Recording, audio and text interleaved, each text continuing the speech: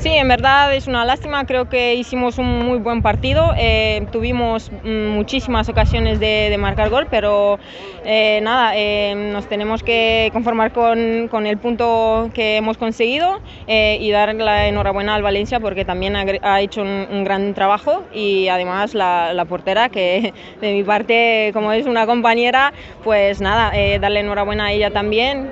Sí, bueno, en verdad llevo mucho tiempo sin jugar, para mí fue una alegría salir de titular en este partido y más que era un derbi. Sí, puedo decir que lo hice bastante bien y nada, una lástima que en el gol no he podido hacer más. Yo creo que hicimos una temporada buenísima, excelente. Hemos tenido muchísimas bajas, las lesionadas, pero han estado siempre apoyándonos.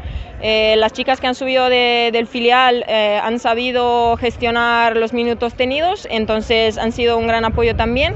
Y nada, dar la enhorabuena al equipo, creo que era nada, muy importante conseguir este tercer puesto y nada, vamos a ir a por todas ahora en Champions y a ver hasta dónde llegamos.